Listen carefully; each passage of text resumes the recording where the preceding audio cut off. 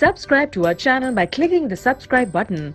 Click the bell button and enjoy the latest uploads from our channel. Question number 22, define variation. Variation क्या होते हैं? It refers to the differences in characters और traits in the individuals of a species. एक ही species के जो individuals हैं उनके जो कैरेक्टरिस्टिक्स या ट्रेट्स में डिफरेंसेस होते हैं उनको कहते हैं वेरिएशन.